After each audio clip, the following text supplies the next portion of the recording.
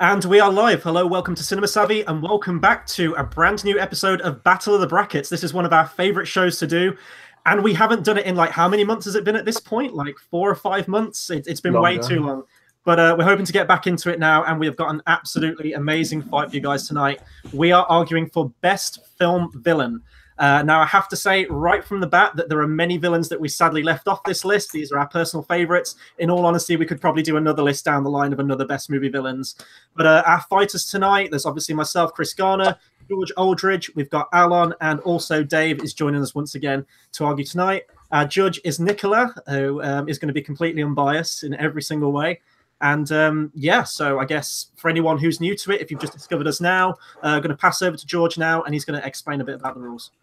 Yeah, so if you look at the screen, it should be screen sharing. An amazingly photoshopped image by me.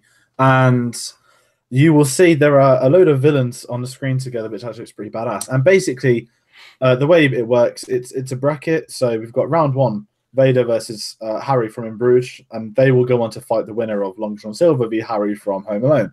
And the way these brackets work, for those that really don't know how a bracket does work, it merges till you have 2 finalists and 1 eventual winner. Yeah. And the way we play it is each argument, you have 1 minute, and then the other person will have 1 minute, followed by a 30-second rebuttal each. And then Nicola, the judge, as well as the two people not fighting in this round, will put their opinions together on who had the best arguments of Battle of the Brackets. Wow. Sorry, I've been caught off guard. Sheila commented. Congratulations again. I'll give you a shout out. But yeah, so that's Battle of the Brackets. And in the final, I believe it's 1 minute and a half. Yeah, 1.5 minutes for the main argument, followed by a 1 minute rebuttal. We add an extra 30 seconds on for the final. Yeah, but, and I guess with that, if that sounds confusing, when we start fighting, you'll realize what's going on. No literal fighting, of course. This is literacy. Yes. And I'm going to start introducing everyone one by one. So we have Chris's pick of Darth Vader versus my pick of Ralph Fiennes' Harry from In Bruges. We have Owl's pick of Long John Silver from The Muppets Treasure Island versus Dave's pick of another Harry, but this time from Home Alone. We've got Dave's pick of animated Gaston. I guess we have to say that, don't we? Animated Gaston. Versus Judge Frodo from Frollo. Yeah, you keep pretending. Judge Frodo from The Hunchback of Notre Dame.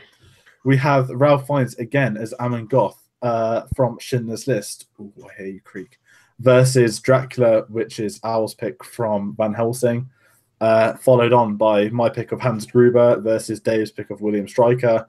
We've got Al and a very excited Saruman versus the Sheriff of Nottingham, played by the late great Alan Rickman, which is Chris's pick. We've also got the Lord Palpatine. Al's going for the hat trick of wins with him versus Kevin Spacey, not him the villain, his character the villain this time. From Seven, he's John Doe, of course. And then you've probably got the Battle of the Night, which is Chris and the Joker versus myself and Ralph Fiennes for the 3rd time as Lord Voldemort this time. Yeah, so that's all our brackets. How are we feeling tonight, gents? We feeling confident? How are we doing? Is confidence the right word? No, it'll be fun. I'm looking forward to some of these arguments, especially for some of these lesser characters. But yeah, it's gonna be good fun. I'd actually say, like, just looking at the picks, this is probably one of the coolest looking fights. I have no idea how this is going to go. I know which ones I'd like to see in the final, but we know how that usually goes. Like, it never usually ever goes that way, ever. I think we've pretty much said everything at this point, so we jump in right into it. Yes. Have you got a clock? You have Darth Vader. I have... Oh, shit, yes. I will do the clock. Also, anyone watching, please get commenting. Let us know who your favorite villains are, who you'd like to see win as we go through. If we have any comments, we'll shout you out as we go through. Sorry, I'm getting... While Chris is doing this, I'm just going to say tomorrow is our Oscar predictions video day. Me, Chris, and Tate. Tate is joining us from the mountains of Austria as he recovers from his impending losses from Battle of the Brackets. I'm just always expecting him to come back with like a full mountain man beard.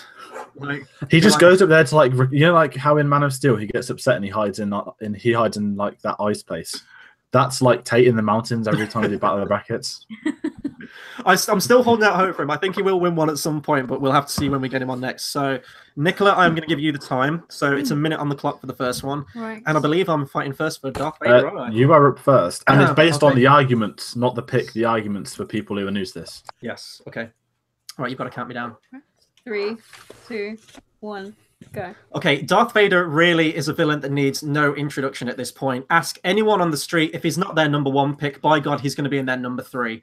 Not only is he a great character in of himself, but it's everything. It's an all-encompassing villain. It's the look, it's the theme song that goes along with him, it's the voice, it's the gestures and mannerisms. He really is the quintessential movie villain. Honestly, I'm going to go into Harry more in my rebuttal, but if you ask Harry is the greatest movie villain, they'll be like, which Harry? We've even got 2 in this. It doesn't narrow it down.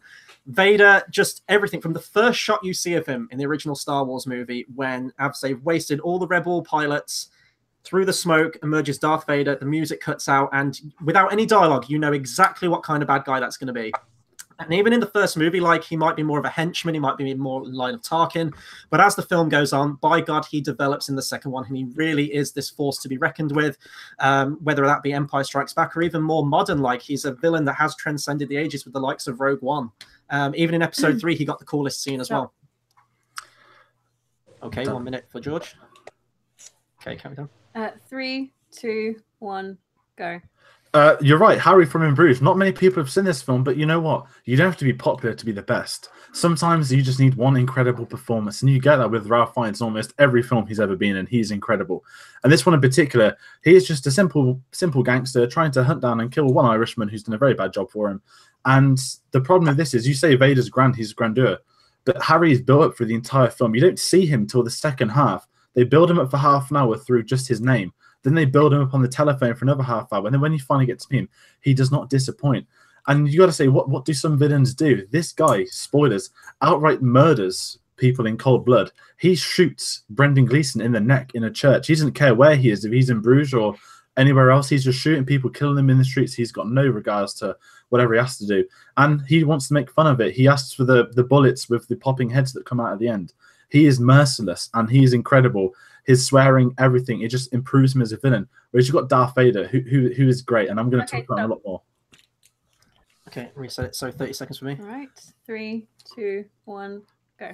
Because he doesn't come into the movie until an hour in, it feels more just like an elongated third act. And I mean, as a villain, it's just a guy chasing a guy around a city or street town, whatever you want to call it, with a gun. And that's it. We've seen that in so many more films. Vader is so much more than that. And the grandiose quality to him is precisely why he is one of the best movie villains ever. You talk about Harry wanting to kill one Irishman. How many people does Vader kill? Like, look at the end of Rogue One. Even when he's Anakin, for example, he kills women, children, men, everything. He is a force to be reckoned with, and he's played by... Time and then. Yeah. At 3, 2, 1, go. Darth Vader's reputation was ruined when he was the boy saying yippee to coming out of his suit screaming no in one of the worst moments in Star Wars history. No, that his girlfriend died, that everyone knew was pathetic. And you want to talk more about it. Harry doesn't need to have it. There's no bad scene with him. Vader's got so many. He's overshadowed. He's not even the best Star Wars villain. He's not even in the top 2. He's overshadowed by his grandson, Kylo Ren. Kylo Ren. What does Darth Vader achieve in the films? He achieves absolutely nothing. Everything is on the Emperor, not on Darth Vader. He's a great henchman, the best henchman, but he is not the best villain of all time. It's very, very tough getting back into the swing of this thing. I'm not going to lie. You've got the one film that no one's seen and the one film that everyone's seen. Yeah. I guess who wants to pitch in first with... I'll jump in. This one at first seemed like a really obvious choice for me. One, having not seen In Bruges. 2, Star Wars. But to be honest, both really good arguments. George has set that out and sets out a character really well that I have no idea about. Bringing in the stuff about Vader as well, doing pretty much no matter what he does, he doesn't have any major... He doesn't really do anything apart from the henchman side. And it was all going really well at your side, George. But I've got to say, when Chris brought in the Rogue One side of it with that extra part that had, and then going back to Anakin and killing all the younglings, and you said Force as well, which made it better. So to be honest, yes, I am unfortunately I'm going to give this one to Darth Vader. And shout out to Ones with the Force Star Wars podcast as well. Al, what are your thoughts? I thought, obviously, I haven't seen In Bruges, and funny enough, I have seen StarArs. But I thought George's argument was quite strong when he was talking about the build-up, and you hear about his character, then you see him unassumably, and then you finally see him, and that's a good counter argument in a way to Chris saying Vader just pops out and is grandiose, because he might. In the first film, as Chris says, he's a little bit of a henchman. So,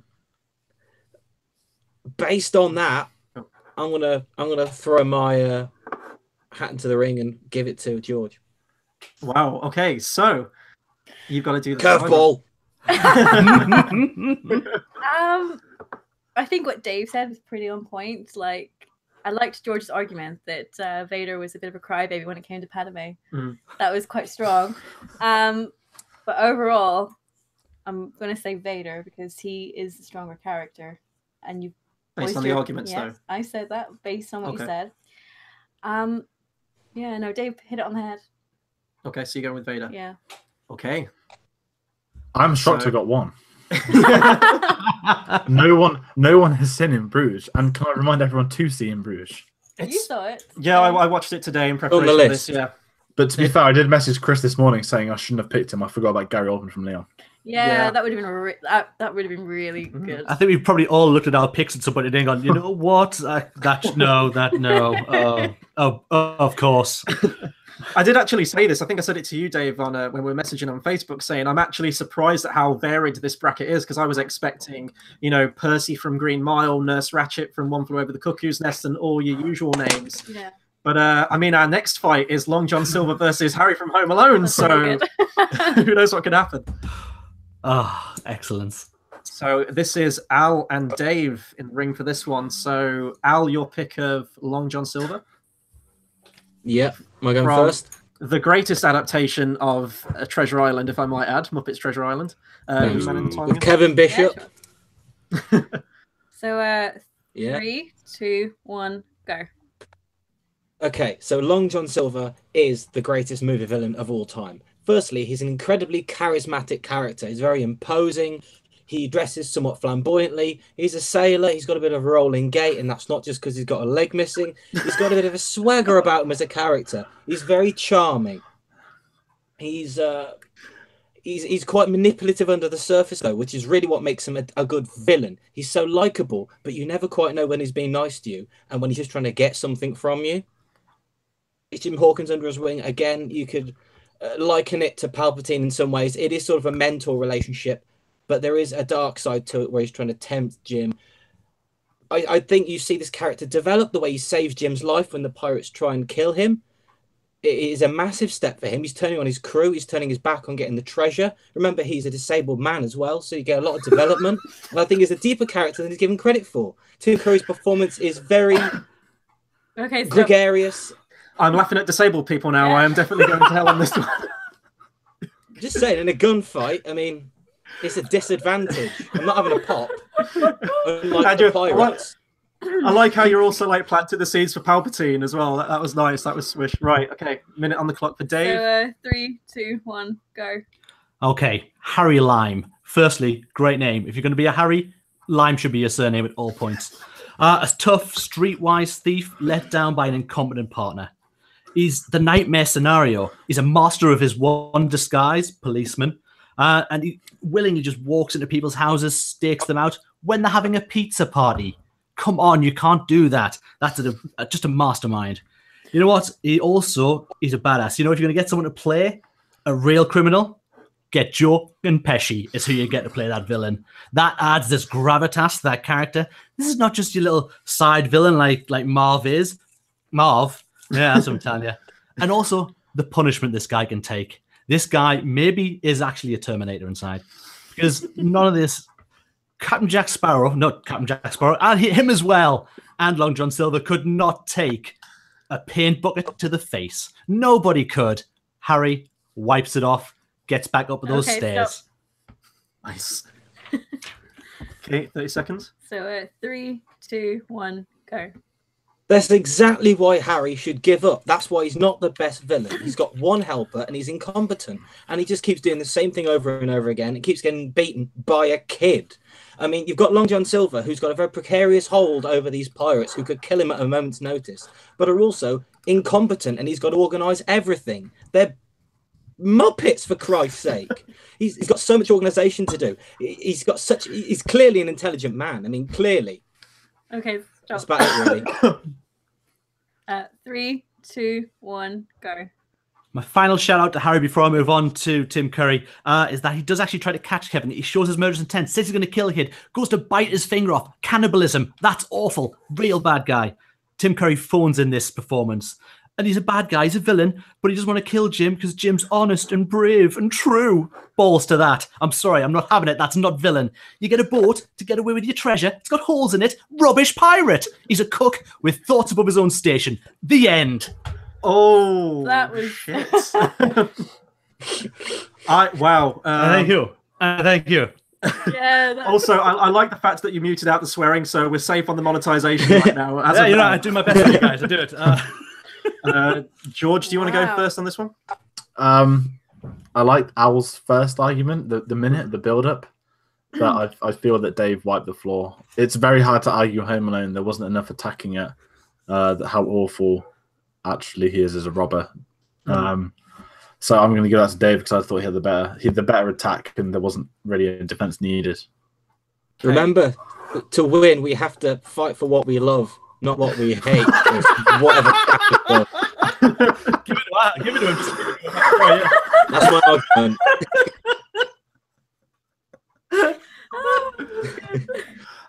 argument. Well played, sir. Hat doffed. I have to follow Rose now. Okay. Is this the bit where Owl kisses the screen out of nowhere?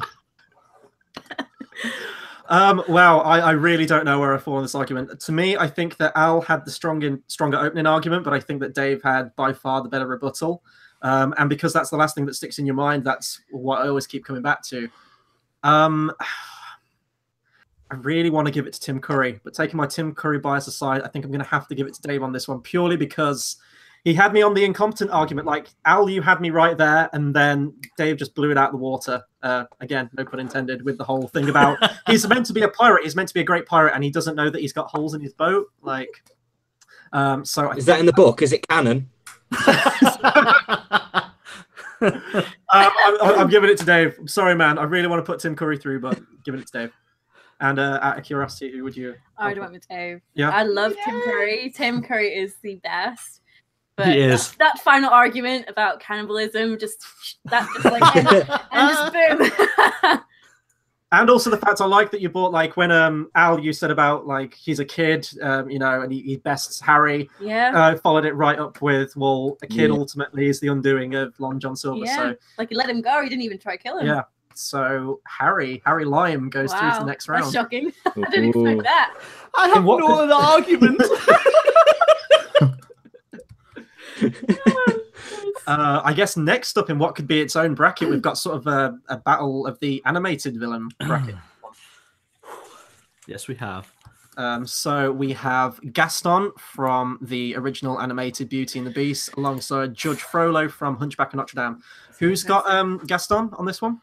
Right here, wow. sir. You're up again. Oh, wow. Yeah. I'm screwed. I'm totally screwed. Okay, So bring it on. 3, 2, 1, go. Gaston is a dick.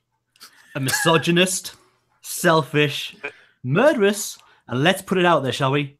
Massively rapey. And that's literally, for these times, massively rapey is a thing we should be looking at here. He's an idiot, but that makes him all the more scary. He's not magical. He's just relentless. He's like the guy in the gym that does the steroids and too many weights. That's who this is. He's a real guy who could turn up at any point. And we all know someone like Gaston. We all know those dicks who turn up. And, you know, it's just, he wants to be out there. And I mean, the main thing we know is no one hits like Gaston. No one matches wit like Gaston.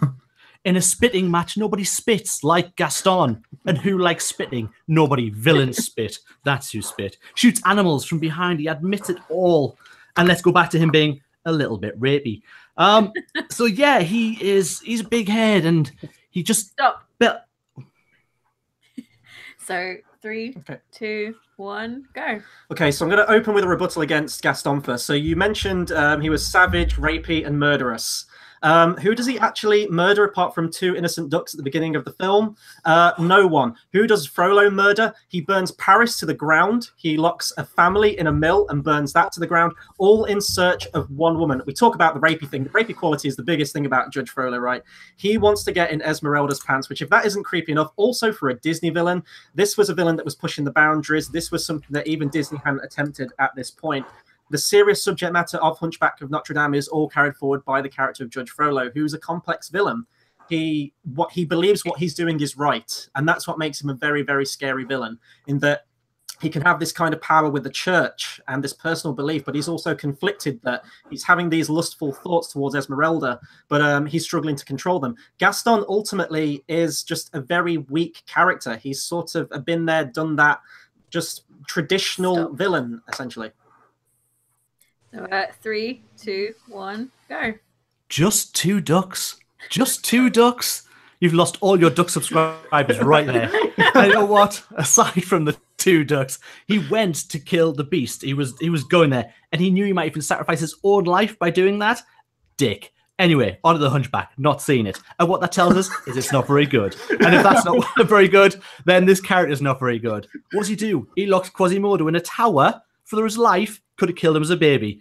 Film over. Credits. Done. Stop. You know what? Stop.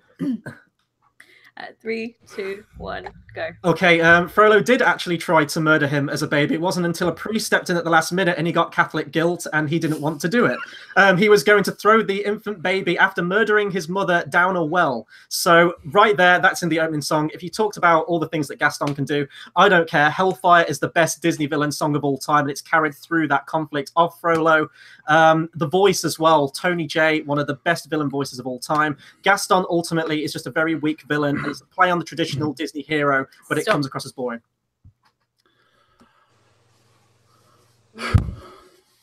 Ooh. Shall I go first? There was a tumbleweed moment there. Please, someone chip in. No, your stream hasn't frozen, folks. I have not seen The Hunchback of Notre Dame, but I've heard enough about it from this show. And I feel that Chris, when it got to that final 30 seconds that Chris wiped the floor with Dave. Dave, I feel your pain. I didn't have a clue what was going on, but he just listed every villainous thing he did. Yeah. Whereas, to be fair, you summed up Gaston. He's just one of them bellends from the gym, isn't he? They come in like tank tops, and it's like freezing cold, -5, and they're pretending they're not cold. Yeah. Also, one thing I will give Gaston, though, like you talked about the steroid argument, in the song, I believe he eats 5 dozen eggs every morning to help him grow large. It's fine. He eats 4 dozen eggs, and then when he got old, he could eat 5 dozen eggs. He's roughly the size. He's roughly the size of a barge. Yeah. Okay, Al. Yeah, ditto. I'm gonna have to give it to Frollo. I think it's just the rebuttal was really, really strong. Yes, it was. So also, I've noticed that we've done the disabled with Tim Curry. We've done euthanasia now. We're ticking them off tonight, aren't we? Don't get some things now. This show.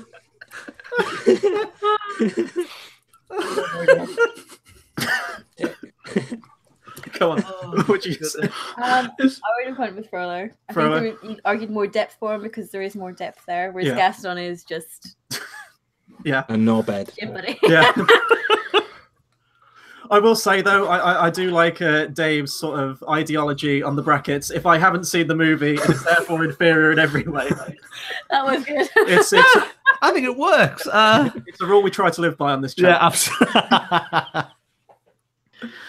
Wow. Okay, so George is up next with everyone's favorite uplifting movie, Schindler's List, against Al with Dracula from Van Helsing. In your own time, gents. I'm trying to compose myself because this is the one argument that you can't laugh during. No. Right. I can't make that kind of promise. I'm sorry. So, okay. Deep breaths. Okay. So, 3, 2, 1, go. So we're back again with Ralph Fiennes. This time he isn't playing a murdering Londoner. He is playing one of the leaders of an SS Nazi death camp, Eamon Goth. I think that's one way of saying it. And you might just think, oh, he's just picked a film that's about the Holocaust. There is something to be a villain, and there is something where you become a character to a degree that when they had people on set that experienced what happened in real life, they saw Ralph Fiennes in character, and started shaking, had to leave the set because of how real it was, because of how he had transformed into this real life killer. Probably thinking, how's that make him a great villain? He's playing a real life one. Because he just takes it in, and he does the performance of a lifetime, and nominated for an Academy Award. I don't know if he won or not. I'm not going to assume he did.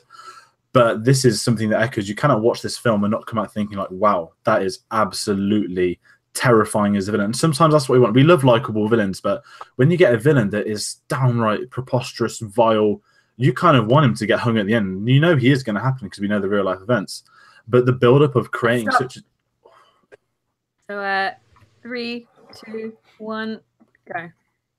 Okay, so the character I'm arguing is Richard Roxburgh as Dracula in Van Helsing. A more complicated character than you'd really think on the surface of it. Now, he's a very slick-looking man. He's about 40, he's middle-aged. He wears a black robe. He's very well-groomed, basically. He's quite a handsome man, dashing. But I mean that literally because he can appear behind you in a swarm of bats. He transforms into a giant bat. He's just incredibly powerful character. He's a very intelligent man. He's got lots of different plans of how he organizes his wives and the breeding, and he's got big, but he's so evil he did a deal with Satan. So Nazis or Satan, I'm going to up the ante there. So he's come back and he's immortal basically, and yeah, I think it's cooler than I haven't seen that film, sorry, I can't really say much about it, but Dracula. Yeah. Okay, stop. Dracula. Sorry, I won it. Best finishing line ever. Fucking mic drop at the end. Boom. Okay, so 3, 2, 1, go. You say he did a deal with the devil. This guy literally wakes up in the morning, takes out a sniper, and his target practices any Jew walking by underneath him. That is something no one else on this list can do. And he said he's 40 years old, but I swear Dracula's like hundreds of years old. But anyway, it's not about that. On the inside, they are very similar characters. They're both evil, twisted, but the other thing is he has no happiness. Eamon Goth is so into his job. He's another of a Jew, but he can't even see himself do it, so he has to keep beating it. It's just pure evil inside a character. And it's just, he as a villain, he's a better villain. Oh. It's tough. So 3, 2, 1, go. I would disagree. He does have depth. After Van Helsing kills his first wife, you see him really shriek with absolute just sorrow at this wife he's had for hundreds of years dying. He's not a soulless beast. He does have this great monologue where he says that he's hollow, and you do kind of feel for the guy. He's a bit of a tragic character. He wants to bring his children into the world. Yes, it's going to do mankind, but you can kind of see his point of view as well. He feels like he's been hard done by. He's a complicated character. He's not just a two-dimensional beast. Off the record, can I just say that Dracula looks like Tommy as well? Yeah, a little bit. I didn't bite him. Well, hi, Gabrielle. Maybe Tommy Wiseau did come from Transylvania. We don't know the origin of his accent, do we? That might be it. We don't know his age either. Yes. About 19. Wow. I'll go first on this one. Al, you almost had me on the Satan argument, but I mean, I love Van Helsing, but come on, it's Schindler's List, man. Like, all personal bias aside, I've seen it, George. I've seen it. It's 3.5 So hours long. therefore, Van Helsing is a better movie. Yeah. Maybe I think so. No, I thought you argued it well, Al. Like, fair play to you, but just Amon Girth is the stronger villain. It did win Oscars. You did. For what was there in these arguments, for if this was going down on which made me almost wet myself more, Al would have been out there by a country mile. Absolutely. Al would win every single one. Absolutely. I have to give this a joy. The comment of how realistic the survivors who were there actually felt by seeing his portrayal of the character win just there and there, and that's that. Yeah, George. Nicola? I would have went with George. I would go with George. I felt Al's opening. I was waiting for the but.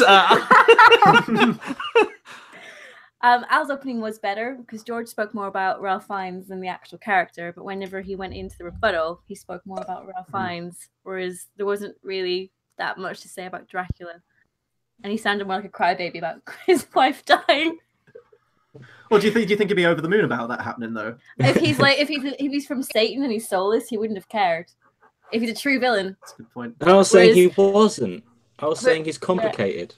You said he had feelings, sir. If he was like truly evil, he would have like just not given a shit. He'd be like, I'll get another wife. Well, he did have 3 wives in that movie. Yeah. Sounds He did. like And he does try and get another wife. Yeah, he does. But not. I feel like this is another battle going on. It's a conversation for another time, another channel. Nicholas trying to get a point on the board, I think. No. Wow. Okay, so Dave, you're fighting again. I'll say we are halfway through the first round. Oh, If anyone wants a quick look, we have 2 quarterfinals already ready. We have Darth Vader versus Harry from Home Alone, and we have Lord Farquaad versus Amon Goeth from To Resist. Oh, I think we need a strike through Gaston. Oh, sorry, I've done the wrong one. It doesn't matter. We're halfway there. He was so strong, he just deflected the strike. Yeah. All the steroids. Okay, so George, do you want to introduce the? Oh no, you're fighting, aren't you? Yes. Yes, Next it up is myself and Hans Gruber versus William Stryker. Oh, God. That's Dave's pick. So George, you're up first. 1 minute on the clock. 3, 2, 1, go. It's not Christmas until you've seen Hans Gruber fall off Nakatomi Plaza. That is a common line. He is without doubt one of the finest villains of all time, probably the best villain of all time. Yes, he damn right is. It's Alan Rickman giving the performance of a lifetime. This is what really broke him through to the world as Hans Gruber. Some people wouldn't even think he's English. The performance is that good, but you have to look at the villain. He is not only cunning, charming, manipulative. He's a villain. He's a downright killer. He headshots a man through a head because he thought he could try and talk him out of something. Blood splat on the wall. You don't need to know what happened next. He is, without doubt, the reason why Alan Rickman became the legend that he did. This was, I mean, yes, he did theatre and everything else, but this breakthrough performance, without that, there's no Sheriff of Nottingham, there's no Severus Snape. This is really what sets him apart from the rest of everyone. But when you go back to Hans Gruber, you need a villain. And he's better than John McClane, the hero. You always want your villains to be better than the heroes. Deep down, everyone loves a villain. There is no one more likable. And what Chris said earlier, it doesn't matter how many times people. So 3, 2, 1, go. There is a reason that X-Men 2 is looked upon as the best X-Men film, and it is Brian Cox as William Stryker. Forget your other instances of this character. This is the man. This is a man who created a thing to kill, creates a thing that he hates to kill the thing that he hates, because the thing he hates killed everything. It's an astonishing performance of evilness and badness. This guy he's no thief out to find some bits of paper in a safe. This is a man who wants to kill mutant kind with mutants. And it's just, you know what? He gets in there and he's got his own son. He lobotomized his own son because he had some little bit of a mutant power in him. Yes, he made his wife drill a hole in her head, but that's just a silly argument. That's not bad. It's just one of those things that happens in marriage sometimes. Trust me. But yes, so obviously he's the best villain in the world of any movie. We're better than Hans Gruber. Stop. Thank God. Oh, hashtag evilness and badness. I love it. Okay. 3, 2, 1, go. The problem with William Stryker is that he's been done so many times, everyone's bored of him. You go back to X-Men 2, it means no difference because he's just been done to death. It's boring, everyone's fed up of it. Then you've got to look at some comparisons. X-Men has kind of gone on and died, as has the Die Hard films. But to this day, Hans Gruber is enhanced. Doesn't matter how bad Die Hard gets, that only makes Hans Gruber a better villain. Whereas X-Men, it can drop and drop, and Brian Cox is great in it, yeah. But the villain itself is boring, predictable, and you know what's going to happen come the end of it because it's a superhero film. Whereas the first time you watch Die Hard, you don't know if John McClane's going to make it. Hans Gruber tells you in the movie that he is an exceptional thief. He's not. He's got a gang of cronies while he sits in an office. He can't even find John McClane. There's only probably a few floors above him. He loses his bombs, they get out, blown out. There's one cop who likes Twinkies, and that pretty much almost stops him. That's a bad villain. He can't even survive a film because he has a bad watch. If he'd had that Rolex that court guy had earlier, his wife had Rolex, wouldn't have fell out that window. You know what? That's all a lie. He's a great villain, and I love him. I'm sorry that I got him straight against him. Yippee-ki-yay, mother! I love Alan Rickman. I hate that I got picked against him. I could see George just fuming at the end of that rebuttal there. Yeah, honestly, I didn't mean any of it. It was when I just started thinking, why didn't I talk about when they met each other in the fucking with the American accents? Oh God! Don't kill me! Oh, excellent. My favorite kind of fights in Battle of the Brackets are always the one where, like, halfway through, someone just kind of gives up and concedes defeat. I've got to give it to George, haven't I? I gave up the moment I saw the bracket of who was. I was like, "Oh, Gruber." That was it. Game bad. It's Hans Gruber. Like, come on. Like, yeah. This is enough said. As you said, George wins the argument. Sorry, Dave. Yeah, no, that's fine. I was going to go Dave, actually. Oh, but I thought the Brian Cox argument was good. Destroy mutants with mutants. I was like, that's a good point. Gruber just wants a bit of dollar. I was trying to get my head around that. Like, he creates something that he hates to fight the thing that he hates because he hates so much. And yeah because the hate. It's like a cool rap song. I'm so down with the kids. Okay, so we've got a tiebreaker going on then. So you're deciding who goes through, based on the arguments. Remember, right? Don't you dare put Striker through. No, I think what you said was right. You did give up. You kind of were just trying to say anything just to get through to the end of it, whereas George was going for it. I'm going to go with George. And well worthy of it. I'm going to say Dave actually did very, very well. Yeah. I just hate X-Men films, and when you brought Brian Cox, I was laughing because I thought you were going to bring up Bryan Singer, which is a different argument in its entirety. See, I was much more immature with that. I laughed at the name Brian Cox, possibly for the slightly maybe hilarious. Maybe Brian hired him, or noted physicist Brian Cox, who was in that '80s band as a keyboardist.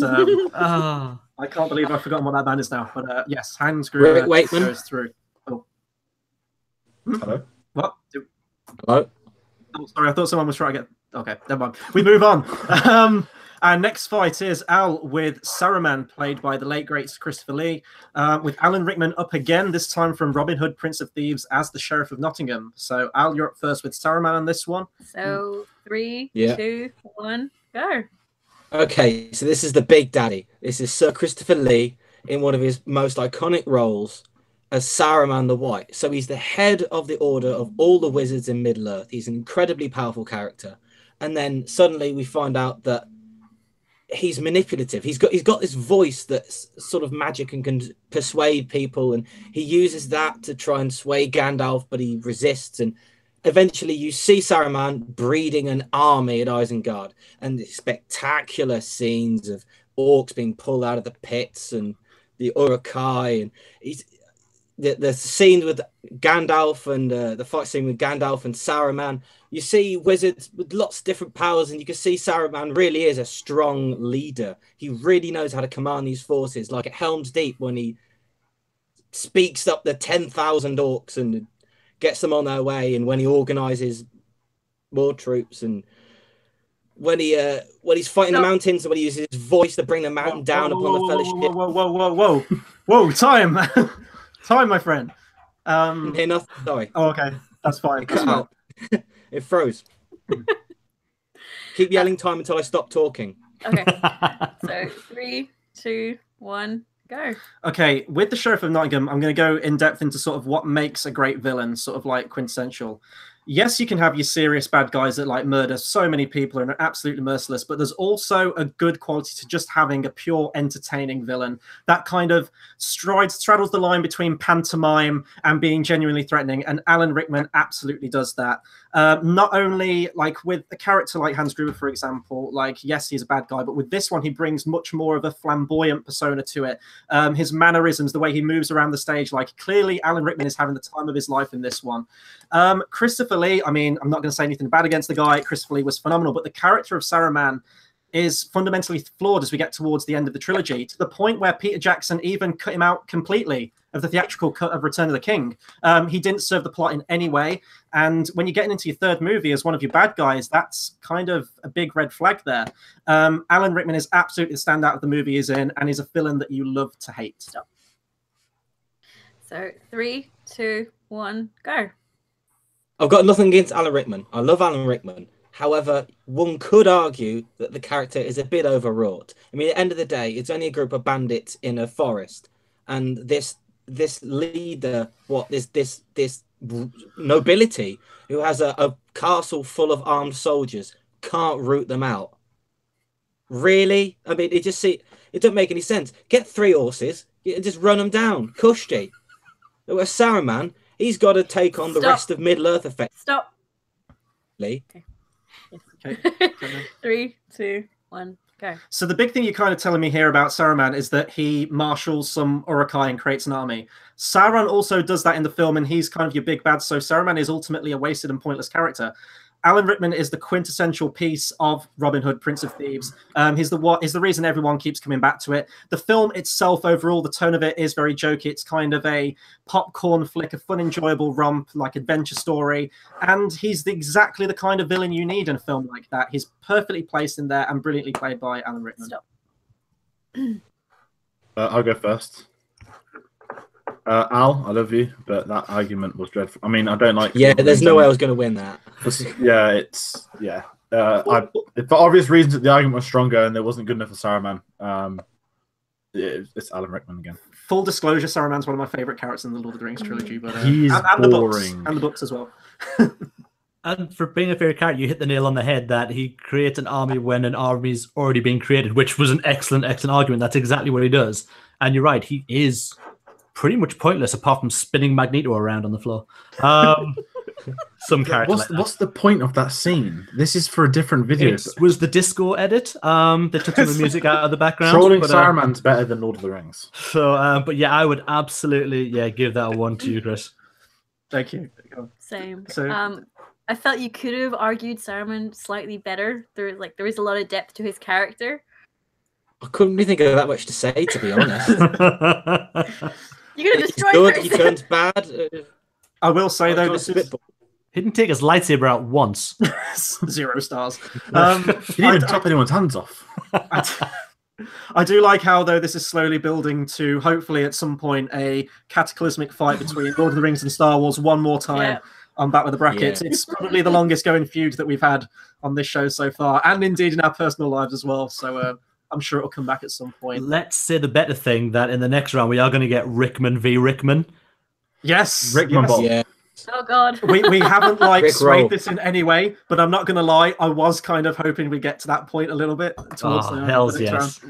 Before we did it, you kind of wanted. I hope we've got one Rickman on one side and one on the other for the final, but we've got them in round 2.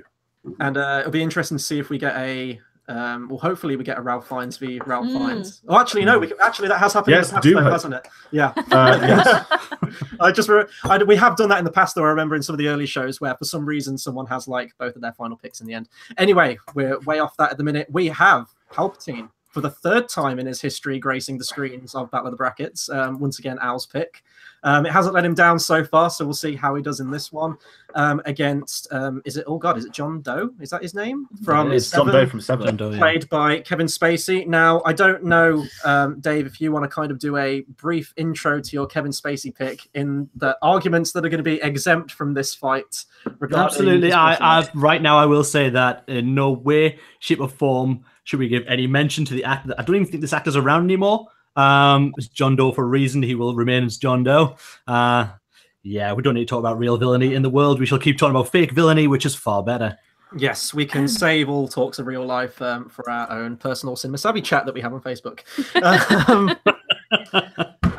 Okay, so first up we have Palpatine with Al.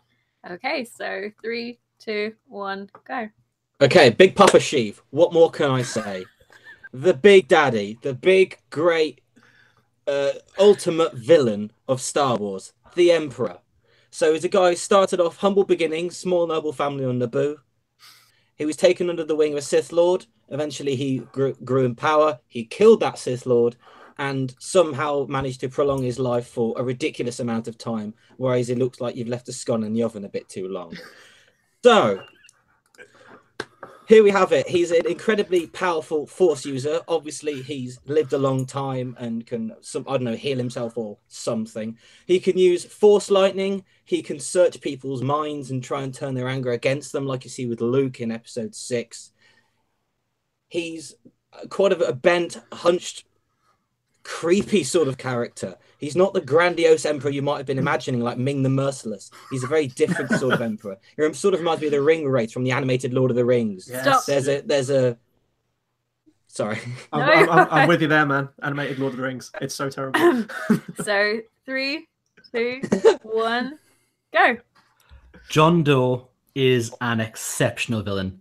Anyone who's seen Seven will know this character so well. He's played throughout this movie in little bits. You don't see anything major really until probably the back end of the movie when he really comes into play. But he's hinted at. You see things like him peeling off fingerprints and things like that throughout the movie. He is a master. He's got a master plan. What he wants to do is to carry out his 7 deadly sins. He's picked out people who created these sins, and they are being punished for those sins. For someone who doesn't get much screen time, he's built up absolutely perfectly, and he's probably the only villain maybe on this list who gets to carry out his plan in its entirety from start to finish. He knows what he wants to do, and he gets to do it, and he gets to finish it off in such a good way. He gets to get Wrath and what is the other last one that I have written down? Oh, and Envy and Wrath. Sorry. So he's envious of Brad Pitt's life, David Mills, the character, and to show that he's envious.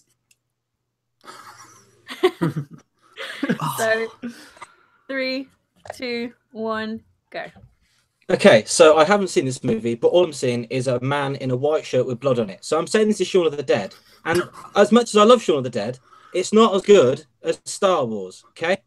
Like, think about the powers you see Palpatine exude. Not just Force powers. You see him manipulate Anakin from a very young age. You see the great dialogue with Ian McDiarmid, you know, Darth Plagueis the Wise, all that. You see him reach out and sort of express to Anakin that he is the Sith Lord and really put his life on the line. So 3, 2, 1, go.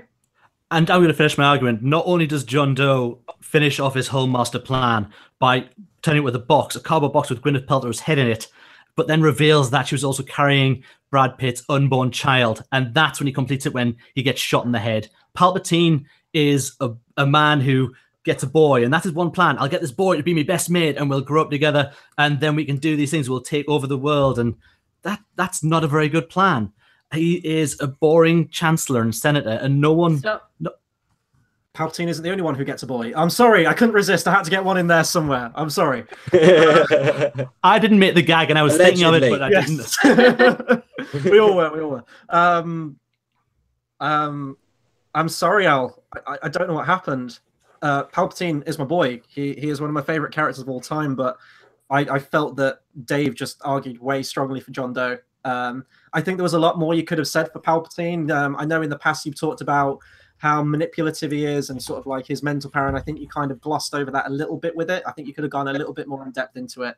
I'm really sorry. It feels like I'm picking on you in this bracket, and I'm really not. But I'm going to. All right, I've done it twice before. I'm trying not to repeat myself. I'm trying to make sure I'm coming out with new stuff. You know. Yes, that's fine. I don't keep using the same guy. But I'm going to give it to Dave for John Doe. I concur. The streak is over.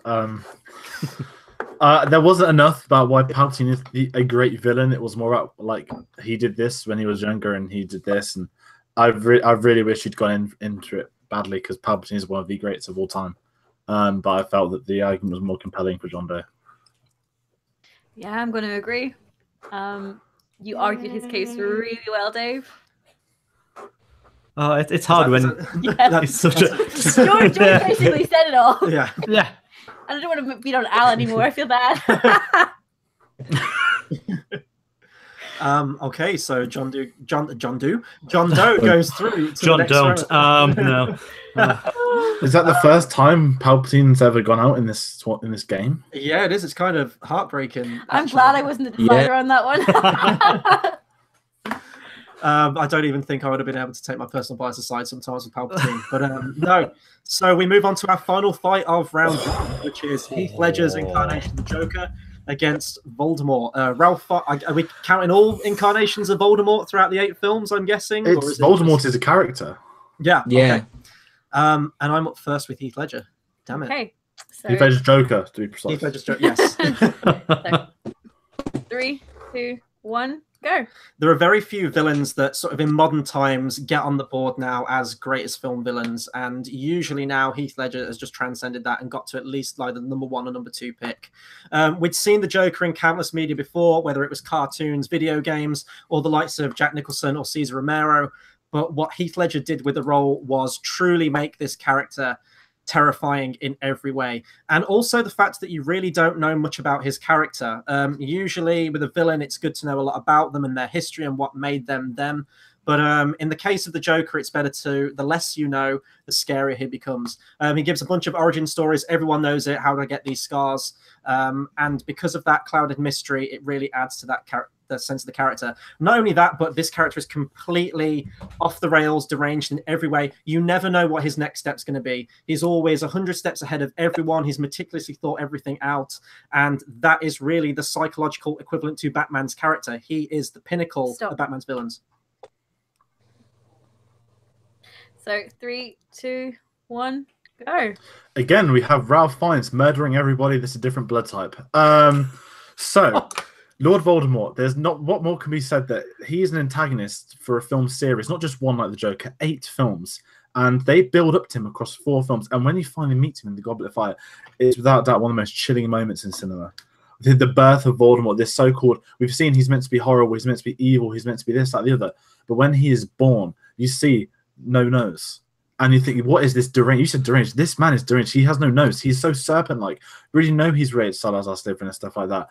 But he's outright there killing people. And the more films, the more screen time we get, the more chilling he is. He literally has a teacher from a school that teaches subjects he don't like, hovering over his desk of all of his buddies, just sitting there about to die. He kills her at the end because he's bored and feeds her to his giant pet snake. What does the Joker do? Only implied violence. We don't actually know how graphic the Joker gets with some of his stuff. But Voldemort, they're not afraid. They're not afraid to show how evil and twisted he is. 3, 2, 1.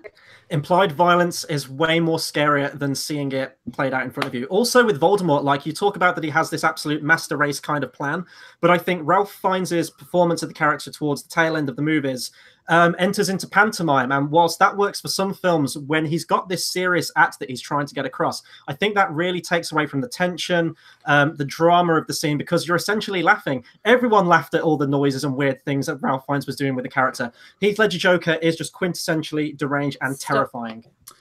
Heath Ledger's Joker, he just says a word, licks his lips, and then says, "Why so serious? Move on." Ralph Fiennes, his pantomime scenes are when he believes he's won. For the first ever time, you see him happy. A man without love, he is happy. That's why he smiles. You're laughing because this character's never felt that before. It's character depth to him. The Joker exits the film as he began the film. He's the exact same threat. Whereas Voldemort grows and grows. The more, and he's so twisted. He murders people and puts his souls in objects so that he can stay alive longer. That is a new kind of evil that hadn't been seen before in cinema, and that's why he lasted 8 films. Heath Ledger's Joker was out in 1. Didn't Sauron do that with the One Ring, like put his soul into stuff? Okay. Not 7 Horcruxes. Okay. That was pretty tough because that's Al, are you ready to go? Because I'm not sure yet. No, I'm not sure yet either. Nicola, do you want to go? Are we allowed to let Nicola go first on one, or do we? Yeah, of course. Fine. Just whoever's ready. Yeah, sure. Thanks. I don't know if Judge had to go at the end. I can't remember what we did. I'm going to go with George. I'm sorry. Okay, hey, no, like, why'd you go for George? I felt he argued it better. There was a lot more he said about Voldemort and what he did, character-wise, whereas felt you lacked on that. I'm sorry. Okay, no, that's fair play. I'm gonna go. Yeah, this is actually the toughest one so far. I think 2 actual really good arguments for both characters. George's argument of the implied violence, and then but Chris rebutting that with that is what terrifies. Things like the Blair Witch Project started that kind of thing where you saw nothing, but it was all that tension, that horror. But if we're looking at the greatest villain, And over that time that we've had him, as big as it pains me, the argument I'm going to go is to that he killed people, stole their souls. That is terrifying in itself and awful. And I'm going to have to give it to Voldemort. Wow. Okay. Well done.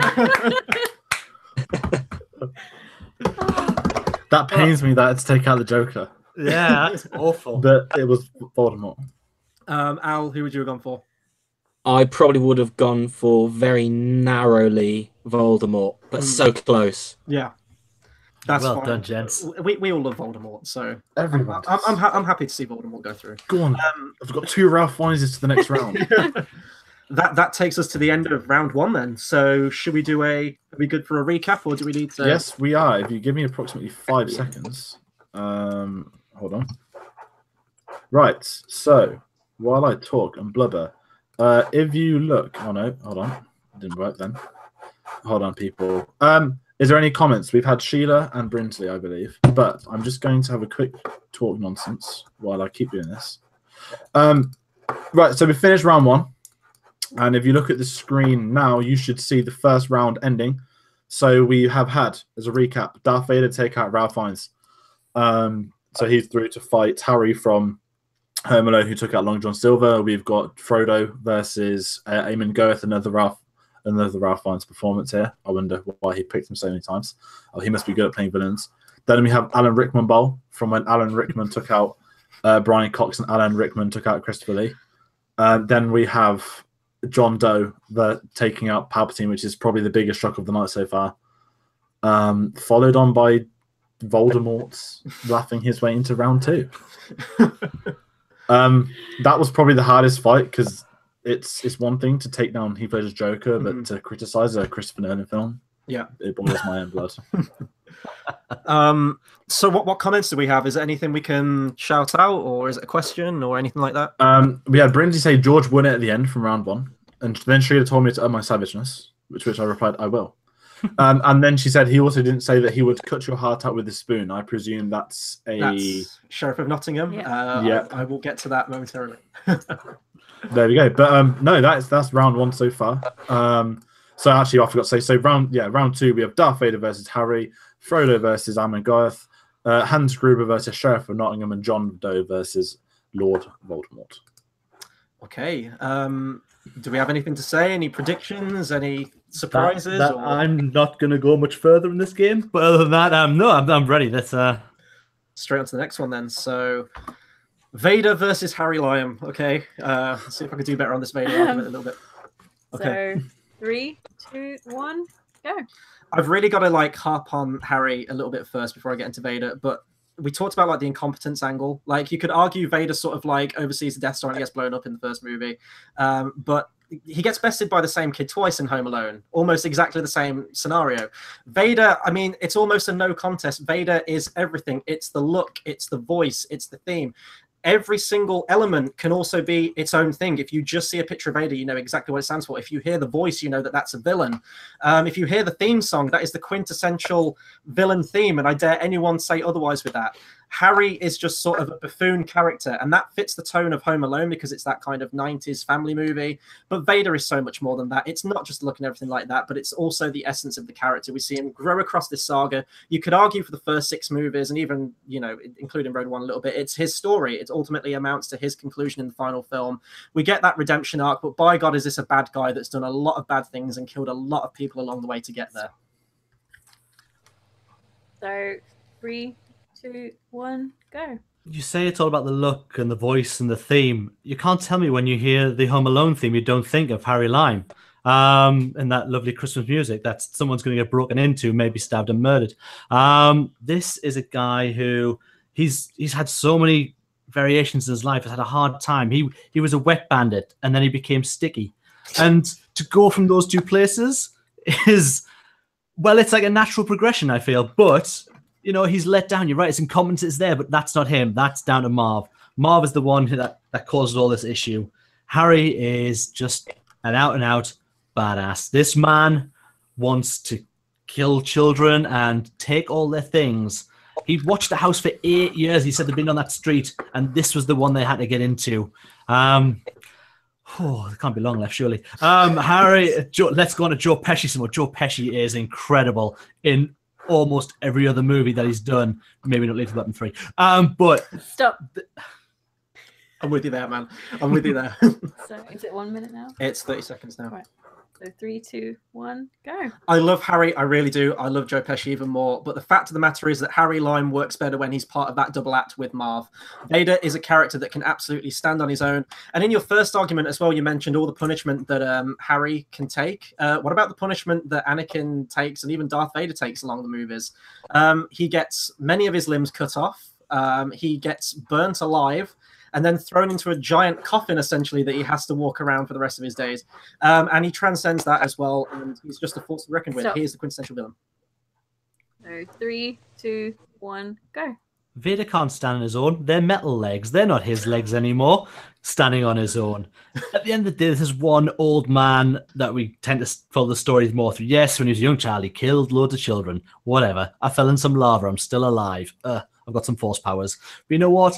Through the rest of those films, he plods on. He has the worst fight in history with Obi-Wan, where they can't even muster to kind of get around. Harry would have been there, and he would have bitten Vader's fingers off and not got hit on the head with a shovel. I really want to see like Jedi Master Joe Pesci now in Star Wars. Can we make that happen? He's come back out of retirement now. He's doing another school. He could play Yoda. Yeah, there's a Netflix film starting, isn't there? A Netflix with De Niro and Pacino. Yeah, he's coming back out of retirement for The Irishman. So yeah. Who wants to go first? Al, let's get you first on this one. I think, unsurprisingly, Big Daddy Vader smashed it. Yeah. Sorry. I had a feeling. Can we have Big Daddy Sheev and also Big Daddy Vader? Are we allowed to have two Big Daddies in this? I think we can allow Okay. it. I think the rank of Big Daddy has to be granted to only the most badass of Big Daddies. Okay. That's What fair. about Supreme Leader? Like, Darth Maul would just be a daddy. Just be Daddy Maul, not Big Daddy. Who wants to go next? I thought I love the Joe Pesci arguments, but Vader's was just stronger. Yeah. Yeah. It's hard to argue when it's Dave Lycan against Star Wars. It's even better. Yeah, when you see I've got no sincerity about what I was saying about Vader, no, I don't mean any of this. It's okay. Forgive me. I think you struggled. You were like, please let this end. Yeah, it's just this should be over with. This is not the one I want to be arguing for second round. But no, I mean, fair play. You got to round 2 with it. This is the furthest I've been and got 2 people through. This is quite a historic moment. Okay, we move on to the next one. So we have Judge Frollo and Amon Goeth. Oh god. It's that awkward pause before every single time you have to say his name. I feel like we need some kind of like stinger before we say his name, like some kind of dramatic pause with like an evil cartoon sound effect. Where's the laugh? Oh, sweet Jesus. Okay. I hate going first as well on these fights. It's always horrible going first. Okay. So Okay. 3, 2, 1, go. Believe it or not, these are actually very similar characters when you break down what they actually do to achieve their goal. You talked about him, Amon Goeth, loving a Jew, but that's also the same as Judge Frollo in that he loves a group of people that he's persecuting. He wants to essentially rid Paris, not even that, like the world of the gypsies. He hates the gypsy movement and he wants to try and extinguish it. Nevertheless, he is still enticed by the charm of Esmeralda, and that makes him a complex character. And I think what sets him apart is that there have been many Holocaust movies before, many set in the war, everything like that, and it might be a great performance. But why I think that Frollo has the edge in that in terms of animation, not even that, but the company of Disney, for them to go that far with a character like that and talk about subtext like that and go into religion and, you know, genocide of people and things like that, they are quite complex themes that Disney hadn't got into before or since then. And I think that's what sets Frollo apart as a villain in terms of his medium and why he's a great movie villain overall because of that. Stop. So 3, 2, 1, go. Just because Disney tried new themes doesn't mean it's any different. They literally had a brother kill his brother lion in one of the films that come out just before this. They're not afraid to make boundaries. But you say these guys are very similar. There are some similarities, don't get me wrong. But one thing you've got to give Amon Girth is that he gets his business done. Your guy has a weakness, and it's that the Catholic told him not to trick the baby down in the end. He doesn't do it. Amon Goth, that baby's gone, and that baby is gone. I'm really trying to. All right, let me rephrase. Yeah, so the baby's gone, and he's just persevering.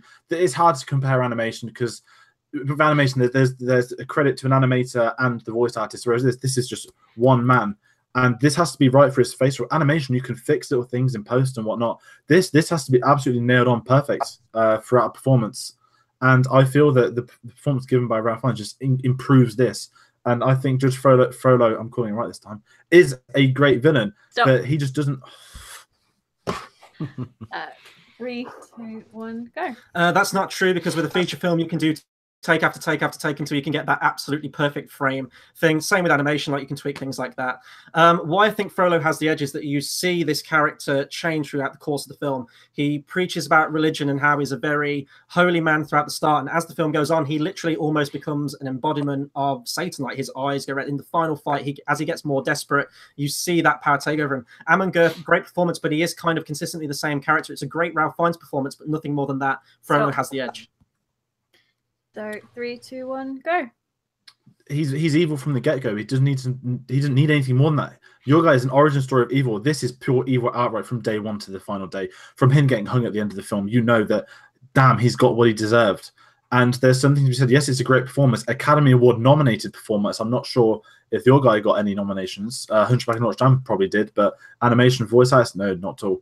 And there's something to be said about just Amon Girth. He's a villain. He's despicable. He does everything a villain has to do. Your guy shows compassion. My man has no compassion. Have they ever done an Academy Award for performance for an animated film? I think no, but there was a lot of hype on Genie, wasn't there, when Robin Williams did it? Yeah. And that was always the one. There might have been maybe one of it before. I don't know. It's perfect Google. Actually. Sorry, not part of the argument. I was genuinely No, I'm actually curious, asking you as well now. I wonder, have they done a voice artist? They must have. I guess it's kind of like motion, like the modern equivalent of like motion capture, isn't it? Or like modern motion capture is the modern equivalent of that, where they kind of don't see it as a real performance for some reason. I'm intrigued. The closest we'll ever get is that Beauty and the Beast made that when it was top movie in the first best film, wasn't it? Yeah, animated. It was just in terms of performance. I don't know. Maybe if anyone's watching can comment or anything like that. I'm gonna look now. I don't think that has, as far as I'm aware. I don't think anybody's ever. Right, is anyone ready? That was a really weird battle because it's very hard battle. It's so hard for animated films against like live action ones, and it's Disney versus Schindler's List. Yeah, when the subject matter is quite that diverse, it's hard to go anywhere else. But I mean, personally, thank God it's based on the arguments. Yes, legally, overall, we're okay. Yeah, absolutely. Allegedly. So I mean, personally, yeah, my opinion on this has not changed, and the argument is still, I think, stronger for George, for the outright evil of this guy, for the way it is played. I can't go past that, unfortunately. For yes, the rage of the Disney character sounds horrible, but again, I've not seen it. I don't know. Could be. But yeah, so I'm going to go with George. Just the argument is, I think, is just a stronger one. Mm-hmm. Anyone next? The reverse for me. Because I have seen Hunchback of Notre Dame, but haven't seen Schindler's List. So, and weirdly, the reverse as well. I'm going to give it to Chris. I think he with the conflict and the themes Disney are bringing in, they didn't do before. I think that added a lot of layers to the character. I'm going to go with George. Okay. So you argued very well, but he did a good rebuttal where he said that Frollo showed compassion, which he had at some points, whereas Ralph Fiennes didn't show any compassion. Yeah. Like in his performance, it was phenomenal, and he argued that very well. I would like to say a massive thanks to Chris for saying in the last round that Judge Frollo showed compassion and he didn't check it well. Because I know nothing about that film. All I know is that horrible song about the fucking Ghostbusters in the fire. Ghostbusters in the fire. Yeah, another one. Yeah. I think that is that like a lost 80s gem that we've only discovered now. Yeah. Maybe that's the title of the next Ghostbusters film. Who knows? I love Frollo. Like, he is absolutely amazing, but yeah. Yeah. He's no Ralph Fiennes. That is going to be a great fight, and when we get to the next one, I know. Oh, bring on the next fight. Oh, I think this is going to be a walk away for George again. But are you forfeiting? No, of course not. No. But... And at the end of this, can you both do your best Rickman impressions as you finish? Because I think that's going to sway me. Honestly, if I try, I'll sound like Kenneth Williams from the Carry On movies. I just want to. I can only really do like half a word from Order of the Phoenix, and it's just him saying obviously. You got to do like Mr. Potter, our new celebrity. That's a good. No, it's the image one who's like obviously. There is no voice like that. No. Even when he was the caterpillar in Alice in Wonderland. Mm. Yeah. It was still Snape. Which I believe was his last ever film role, Through the Looking Glass, the voice of Absol. It was the last one they released, but we can pretend that one didn't exist. Yes. And all watch Eye in the Sky, which was incredible, and that was his penultimate film. But we have Hans Gruber versus the Sheriff of Nottingham. Oh, God. Okay, so 3, 2, 1, go. I guess we can't really bring performance into this because it's the same man, so let's just agree to disagree on that one. But when you take the character of the Sheriff of Nottingham versus Hans Gruber, the Sheriff of Nottingham, Robin Hood is folklore. Everybody knows the story. Everybody knows just everything that's ever happened with Robin Hood is boring. So Hans Gruber, he was new. He was exciting. And not only did that contribute to the success of Die Hard, but that kind of reinvigorated the action villain. He was a caricature of being so smart and devious. That scene when he meets John McClane, because there is never a film where a great villain always has to meet his nemesis at one point in the film. He has to. And the bit where he meets him and he puts on that American accent, pretending to be one of the people that survived, you're there like, oh my God, that's one of the most genius things I've ever seen a villain do. Because normally a villain would blow their cover. He is just 100 times smarter than the others, and he is outwitting everybody. And unfortunately, there is one stupid thing at the end that does let him down, which is that a villain has to have a downfall in these types of films. But if you ask any man on the street, would you rather have seen 5 films of... 3, 2, 1, go. I'm probably going to get a lot of hate for this, but that's what this show's all about. Although it's a great performance, Alan Rickman as Hans Gruber, the villain itself, when you strip it back, it's just a guy who wants money and is, terrorizing the building. That is it. I think the very similar kind of roles in that they're both very quotable, obviously both played by Alan Rickman, but I think the Sheriff of Nottingham has the edge because he is, like, as I said, brings that pantomime quality to it. That completely fits the tone of the movie that it's in. You talked about downfall as well. It's a very sort of like trite little plot device that was thrown in the movie with the whole watch thing, which leads to his downfall. Very simple plot. You don't really get any kind of final fight between John McClane and him. Whereas in Prince of Thieves, like, he goes out in a sword fight with Robin Hood. He stands his ground. He's an absolute desperate man. And, he gets stabbed in the heart and he's still crawling on the ground trying to survive. And I think that's why he has the edge. Both quotable, both there, but I think his performance as an actor had developed more when he got to Sheriff of Nottingham, and he could have a bit more fun with it.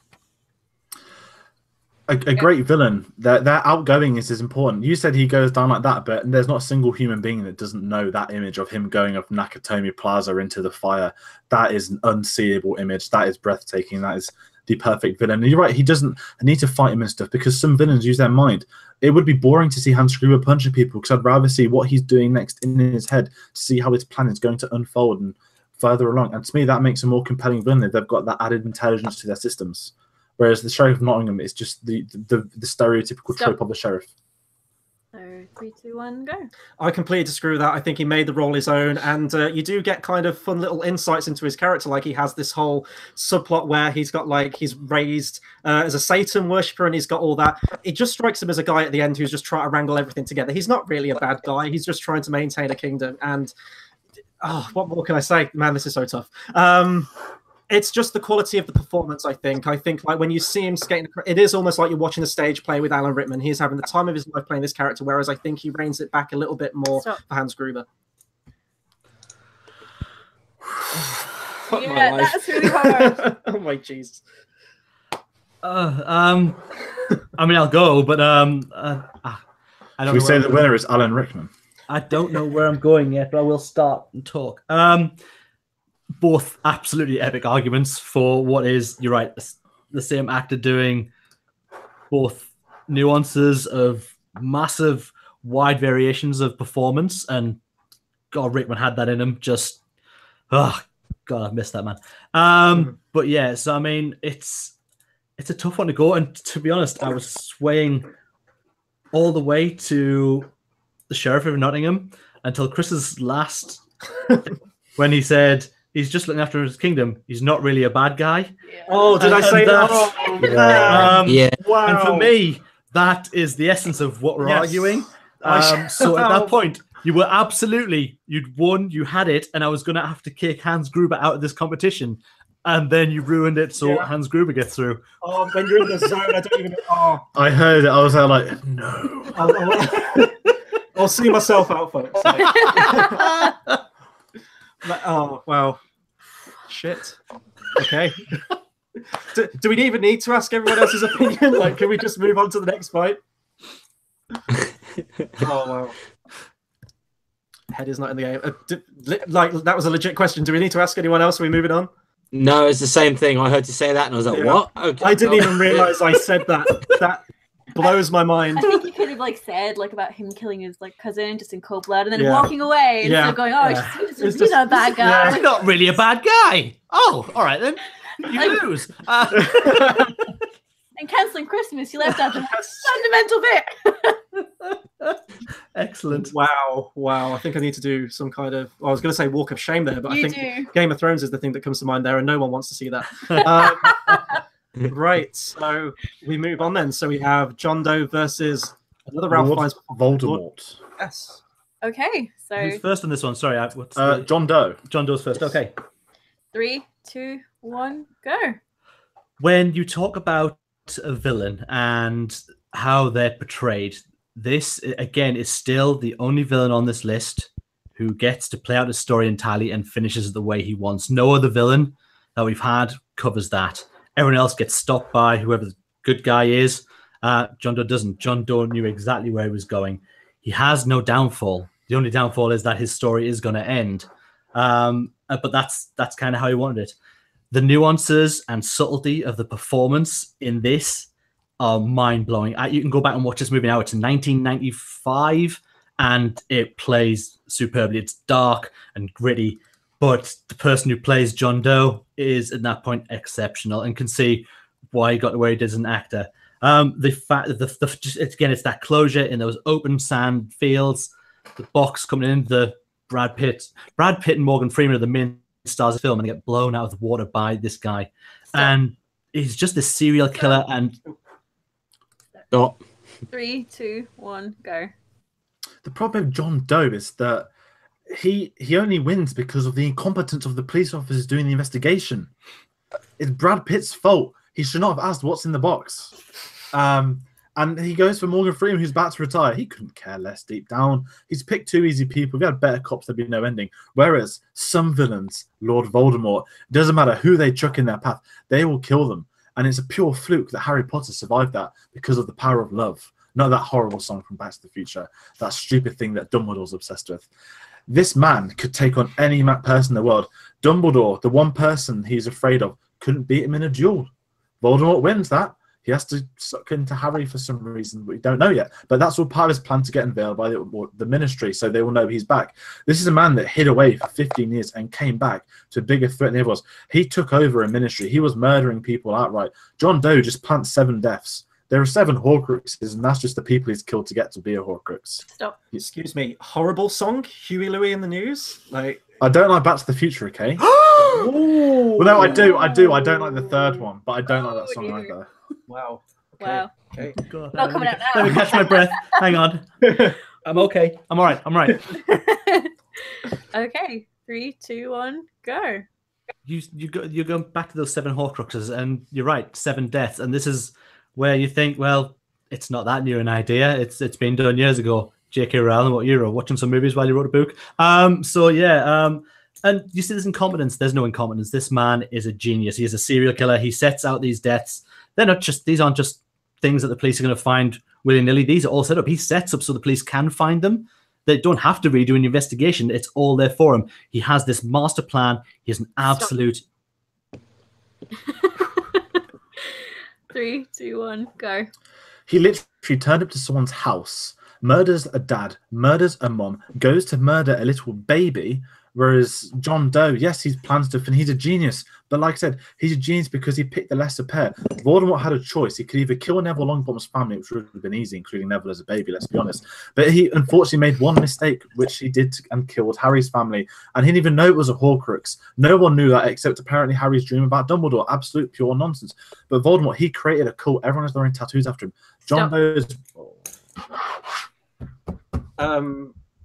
That was very hard. Yeah, that was a well-formed match. George, you had me until the point where you said like he made one mistake, but unfortunately that one mistake is pretty huge in that it ultimately leads to his downfall. I'm giving it to Dave purely because he mentioned about this master plan and it's achieved. He carries out what he sets out to do and accomplishes his goal. And as villains go, that's kind of what you want. The villain wins at the end. So I'm going to give it to John Doe. But I all the love for Ralph Fiennes as Voldemort. Like, just still have one Ralph Fiennes memory. Is anyone next? Al, Nicola, anyone? Yeah, I'm probably have to give it to George as well. Oh, okay. No. Wait, what? As well. Sorry, what happened? It glitched out again. Who are you voting for? Did you change your mind? Oh. Who are you voting for? I can't give it to Voldemort. I'd like to, but I can't. I feel that George's argument was stronger. Wait, but I'm so confused. That's George.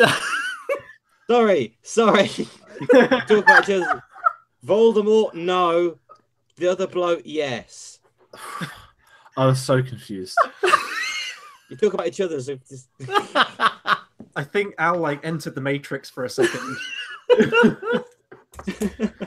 Nicola, who would you have gone for? I would have went for George. Oh, really? Yeah. Oh, Yeah. get out. That was really hard. That was one of the hardest ones. Why would you go? What was it about George's argument? Him talking about how he killed the little kid, he was going to go kill the kid as well. It was a mistake in doing that. Whereas John Doe, I feel he's a great character, but not as strong as Voldemort, and I feel George argued that better. Is it more villainous once the child's been born, is 9 years old, I as opposed just to an think unborn Voldemort, fetus? He's very sinister and evil, and There are arguments there we're not getting into on this. Yes. Yes. Wow. We'll move on swiftly. Wow. Child killing. Killing. Tick that one off. Next on already- Battle of the Brackets. No, there's not. Wow. So that's round 2, isn't it? That's, Yeah. Boom. Okay. Do we have an image? Do we have a George? oh, No. he's gone. He's disappeared. Has he dropped because of his loss? Oh damn! Maybe he's off making a Horcrux for He's his. actually his literally own going to life. come into my house and kill me, isn't he? Yeah, he's coming for you, Dave. I'm Ah. not there he is, he's sure- back, I'm he's not quite back. sure what happened there, but it randomly Is the You You stream were drying your tears, weren't you, and Wait, putting it's- them in, I- you were putting your I tears in pressed- vials to I save them pressed for screen later. share and my computer kind of went black. Is Um, the stream still on? The stream is on. It's perfect. We're live broadcasting, so apologies to whatever just happened there. The chat's working as usual. It literally just shut my Safari off and I pressed screen. Oh no! Oh no! Shouldn't have pressed it. Oh, and it's done again. It's done It's again. all gone wrong. It's because we've got so much evil on the screen. I'm not. I don't know. I think it's still working now. Yes, it's still working at screen share. I can see. Yeah, I tried to look at the semi-final picture, but I just don't think it could cope. It probably didn't like one of the 4 people in the picture. I've got nothing. But I guess we can say our semi-finals are Darth Vader versus Amongoth, and Hans Gruber versus John Doe. Yeah, wow, this is gonna be pretty. Full disclosure, I've got nothing in the opening argument, so this is going to be particularly painful for myself in this regard. But Did it kick me out again? oh, you're kind of drifting in and out. This is going to be very difficult when we get to the argument, but hopefully it'll be all right. So it's 1 minute then. Yeah, still for this one. Yeah. Oh wait, no, it's still the same at the minute. 1 minute 30 seconds. I'm gonna at the end. Darth Vader is first. Okay. Oh god. So, go. Amon Girth has arguably an advantage because he was a real life person, so that's where you might see an advantage. But I think Vader has the leg upon him here because obviously he was a fictional creation and he did blow up, like in terms of popular culture and everything like that. Everyone goes to Vader as the quintessential bad guy. Amon Girth, like, if you know the film, if you know your history, you know exactly who it is. But again, people will be asking, like, which one's Amon Girth? Like, oh, it's Ralph Fiennes and Schindler's. Oh, okay. Darth Vader, you know, right off the bat. And you know, maybe that's because they've had more decades of movies and everything like that, but there was something about that first Star Wars movie that cemented him, not just the world and the ships and everything like that, but Vader as that character. And then they knew what they had with that character. They develop him across the saga, and he really is this fleshed out character. And there's something to be said about a character that has that journey from when we see his origins all the way up and what made him a bad guy. Amon Girth is just sort of consistent throughout the movie and has no real growth or anywhere to go to, so you're kind of left with the same character at the beginning of the movie to the end. Go. You just spoke about the origins of a character. Everyone wanted to see Darth Vader's origins. It gave you a 10-year-old boy saying yippee. Then it cut to him killing people because his mom died. Then that's pretty evil, but that was stupid, laughable. The origins of Vader is I don't like sand. You have to live with that. I don't want to see any origins of a villain if it's going to demonstrate him as a pathetic hero with an awful turn into the villain. I'd rather just have a cold, pure evil up front. If Darth Vader never had the prequels, then he would look much better. As a villain, he's great. Don't get me wrong. He's a fantastic villain. But it dampens, when you look back at the saga as a whole, it dampens the more you read into the character of Darth Vader. It really lessens the experience. Whereas with Amon Girth, we get a performance on screen, and we'll stick to the performance. You don't need to look into real life. It's terrifying. Be right, that guy from Ralph Fiennes. Not everyone's going to know the name because it is German, and everyone must see obviously what happened in the Holocaust is the Holocaust. But in looking into the individual cases, this was one of the worst ones. He was given a mental disorder for how psycho he was with the Nazis. Did it get me out there? No, it's still working. And I think for what he does on screen is a lot worse than what. So go. Amon Girth, we just kind of seen from his watchtower and nothing more to that, but there's kind of, in his villainy, there's a noble quality to Vader. Like, if you look at the end of the first movie, he is right out there with his pilots. He is trying to hunt down and personally kill the good guys throughout this movie, and that's quintessentially what a villain is. Also with Amon Girth, like, you read into the performance of Ralph Fiennes, you go into that, but Vader is such a villain where it's great when you hear him and delivering those dialogue, but he can just walk into a room. You see that in the original Star Wars. You see that in Rogue One. When that theme kicks in, when you see him in, that is a physical force. And go. Rogue One's great, but when you hear him talk, you think, oh no, Darth Vader's good old. He doesn't sound as great as he did 30 years ago. And that's one of the downsides of Darth Vader in that film. Whereas you're right with Amon Girth. He's this villain. He's in the Watchtower. We do see him with Schindler. You learn more about him as a character. They'll delve into him a lot more. And you get that he's a darker evil. Whereas looking to Vader, what does he achieve? He said he's trying to hunt down Luke. He doesn't do it. Episode 5, he tells Luke his dad. He could have used the Force to pulling up from that, but he chose not to. Episode 6, he redeems himself. That's great, but that turns him from a villain into a hero. That defeats the villain cycle of the character's redemption. And then the dust settles on the battlefield. Yeah, so I feel that George kind of tore Vader apart there. Yeah. Like, he hit a lot of points, like with the sequels as well. Mm. I'm gonna go with George. And unfortunately, Chris, there's not. It was a great fight, but yeah, for me, George took that. Yeah. There's not enough argument behind Vader after you can't get the mid points out of the way. Like some of the characters that a lot of us have picked, you kind of pick the bones very early. And now, like you said before, you went in and don't have much of an argument to start with. It's a tough place to kind of go. Yeah. You argued really well for what you had left, but what you had left, unfortunately, was the stuff people don't enjoy about the character. Yeah. George, yes. How about you? Yeah, same thing. George's rebuttal was just really good. Yeah. In my defense, I could argue that seeing him as a little yippee kid adds more to his villainy when you see what he becomes from. No. I can't even. No. We're just lucky we didn't have to wait like Dave to find out who Darth Vader really was. Jigsaw. Wow. Oh, that seems a bit ageist of you. No, not like that. But in the sense that, you know what I mean.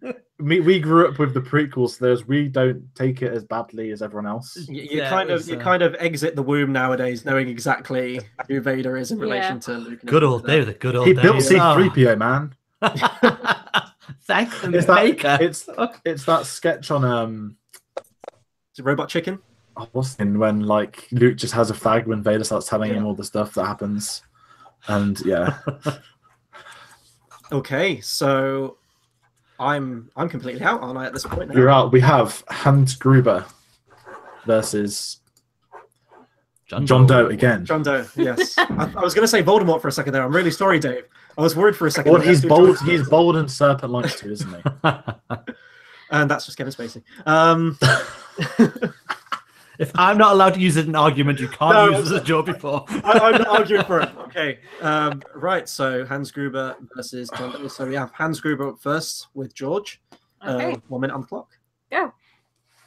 Sometimes it takes a great villain to have a fantastic downfall. And like I spoke about earlier, what happened at the end of Die Hard with Nagatome Plaza, him falling into the fire. There's something so beautiful about a great villain going out in a way of glory, like so many others have done before. And yes, it is great when the villain does win at the end of the day. But then you kind of think about other things where you think, well, did he really win? Think what's going to happen 30 seconds later? He gets arrested. He spends the rest of his life in a prison. He killed 7 people, well done. But he didn't have that moment that everybody wanted to see. And sometimes you need to love a villain. And not everyone loves Hans Gruber. He's so charismatic, so likable, and the elegant performance from Alan. I can't really talk about your guys' performance. It's great for what it is. The performance of someone I'm going to name, I'm really off the boil here. Anyway, going back to it, as a villain, when you see what he does, we see villains from both sides, but do you see him get out a gun and just outright shoot someone in the back of the head and explode over a window? No. And it does have some very horrific, terrible, violent scenes, but the 7 deadly sins, we know what they are, and they just get predictable. And go, Dave. John Doe's master plan is a work of absolute genius. The way he sets it out, the way it's methodically set, so that everything is found the way he wants it to, when he wants it to, and that is played to these 2 cops who are chasing their tails with no real clues. They try to find all this evidence, and until John Doe lets them know where they're going to go next, that's what it is. You talk about downfalls. This villain doesn't have, again, a downfall. This is a villain who wins. He outright wins. You don't need to see how he put a gun to someone's head. You don't need to see how he started off these people, like the gluttony guy who he tied to the bed, made him eat himself. You don't need to see all of this. It's played out when the bodies are found, and it is a true piece of villainous to take as a final act the head of a guy's wife and then tell him the thing he didn't even know, that his wife was pregnant at the time he took her head, and that leads to him getting finished off in his. And go, George. I forfeit. Wait, what? No, fight, damn you. You've got like another 20 seconds. Try. No, there is no fight. It's Alan Rickman. Do it It's for Alan Rickman, and Alan Rickman, I would use this 10 seconds to speak of one of the finest actors of our generation. He's a fine actor and human being, but better than John Doe, he is not. You guys know who you're going to vote. Oh, George. Oh, you could have pulled it back with a rebuttal. No, I couldn't have. No, I couldn't have. Wow. You could have tried. Jesus, I argued the droid. No, Gungan do army. or do not. There is no try. I chose to do not. Wow. Okay, in a shocking turn of events there. Come on, who were you going to vote for? Well, I don't know. Like, in You opening argument, like, Dave. The like, rebuttal could well have turned me. I was in between. Yeah. I was betwixt and between. You can have a rebuttal if you'd like one, sir. Absolutely, go for it. Let's play this game out. Are we doing? This is like a first in history. Can we do that? Is that? No, I just forfeit because I can't win. Okay. Is that illegal? I've no criticism. I will make it legal. Okay. Wow. Okay. Hans Gruber. I've never done that before, have I? Out of the competition. I think I was willing to do that, wasn't I, for the soundtrack Battle of the Brackets? Yes, and we all know what happened after that. Thank you, Pirates of the Caribbean. Which one was it? It was best At World's End? Yeah, at World's End. Yeah. Yeah. Wow. Justice was served. Damn fine movie, sir. It was. It was, but a better soundtrack than Star Wars. It is not. Very, very controversial Battle of the Brackets. And people should check that out if they haven't seen it already. So I guess, wow, that gives us our final with Amon Girth versus John Doe. We have Amon Girth versus John Doe, and if anyone needs to see the screen, we have Amon Doe in black and white and John Doe in red and white. Not an Arsenal top, it's blood. And if that doesn't speak evil, then I don't know what does, and that's not even talking about the villa. I don't know any football things, so that reference was probably completely mute. Anyway, so do we have any more comments in the chat? I had to turn them off just in case it was destroying my internet, so I don't know. I'm hoping they're positive, but Sheila's gone to bed, so that's one of our comments is down. There might be some very angry Die Hard fans out there rattling away on Die their Hard keyboards fans right now. I will use this time. That I'll use this time. That was very good. That was very good. Recommend Brooklyn Nine-Nine, a very, very, very good sitcom in which the main character is obsessed with Die Hard, and it's referenced in almost every single episode. But Amin Goeth versus John Doe. Okay, are you ready? Oh, wow. Okay, so brief explanation. This is where we add 30 extra seconds. I'm really sorry, guys. I know it's tough at this point. I don't So think they can do it. you have 1:30 for your main argument, and then you have a minute for the final argument. Sometimes we do a final sentence, which we might do this time. But good luck, gents. So you got 90 seconds on the clock. So Amin Goeth is up first. And go. We are arguing for the greatest villain of all time, and this debate needs to show why we have the greatest villain, right? And in Amin Goeth, you have a real-life person, and it's not easy to get real-life people right. Sometimes you get awful biopics and awful, not just performances, but films. But when you have something so real that's so great, you need that performance from the actor. And the transition of Ralph Fiennes into Amin Goeth is damn right scary, given what he's like in real life. Yes, he's a fantastic actor to playing villains, but the performance has a key part in this, and that you can only believe the evil through his performance. Because when he's sitting there sniping off the watchtower, yes, that does happen, but you got to take it seriously. He grew a slight beer belly for this. He was just sat there, trubbily, just sitting there, stretching with a sniper behind him, knowing what he's about to do, looking down at everything. Bang. I don't need to go into more details because obviously there's real life to it as well. But that is downright terrifying as a villain. And John Doe does some very, very evil stuff, don't get me wrong. He is as despicable a character, there's no disagreeing in that. But I feel that this film covers the entire life of Amin Goeth. This John Doe, it covers what he does. He gets it right? But if Schindler's List finished 20 minutes earlier, at the time of the film finishing, Amin Goeth, his master plan's working, just like John Doe's. Whereas the reality is that John Doe's in prison. He spends his plan worked, don't get me wrong, but so did Amin Goeth, and it's not Amin Goeth's fault, like the downfall of his crimes. That came from a hierarchy above him. That's something to remember, and I'm trying to keep this to the film, not real life. Stop. And go, Dave.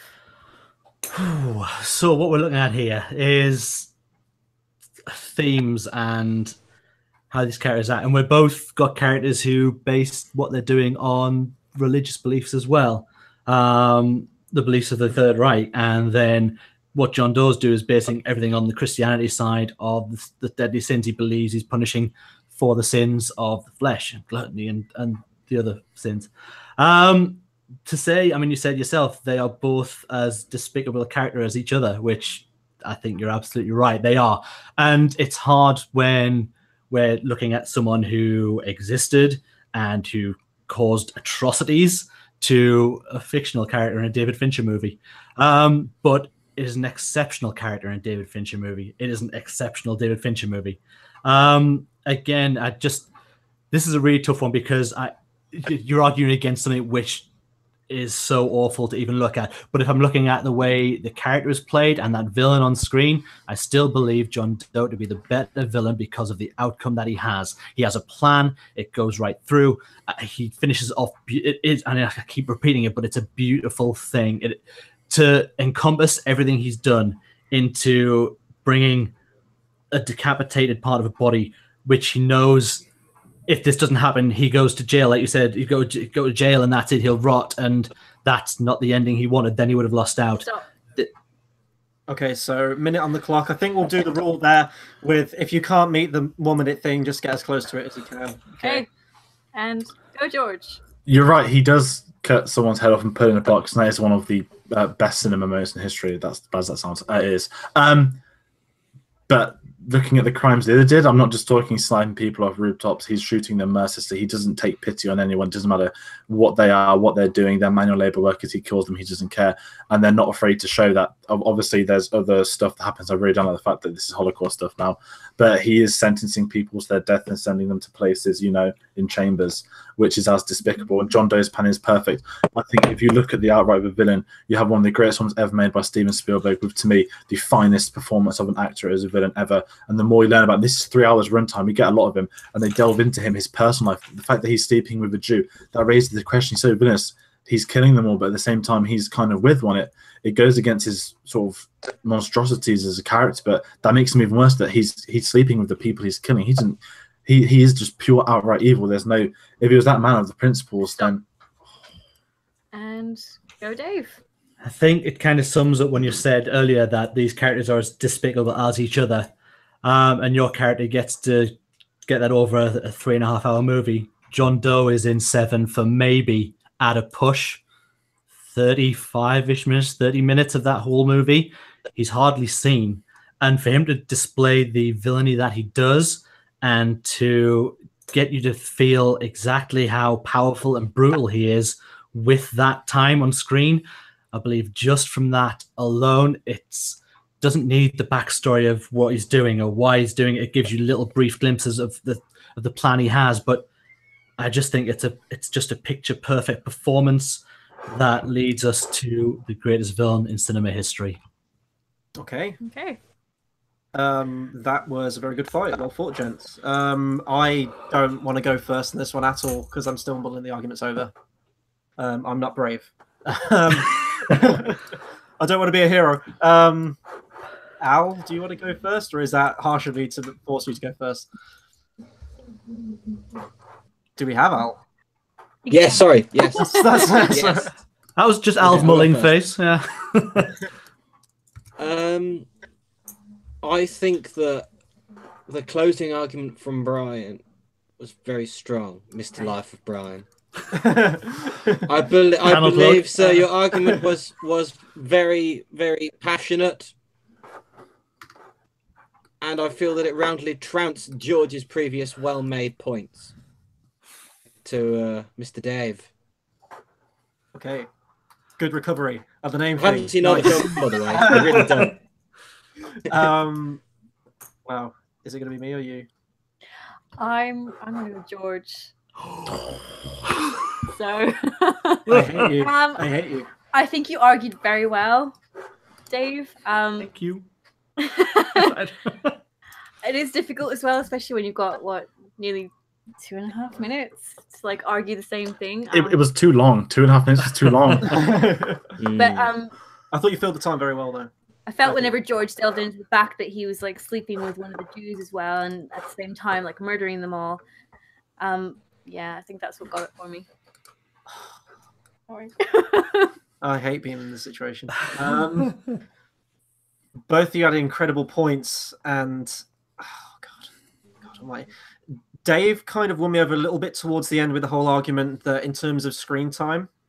But it's a very difficult argument because obviously one's based on a real guy and one's a fictional creation. We can't do draws on this show, can we? No, absolutely not. I'm genuinely. We'll rock, paper, scissors it for the. I'm genuinely like going to talk through this because I still don't know. I mean, both are fucking horrible, despicable characters. Like, I think that goes without saying at this point. And one of the actors.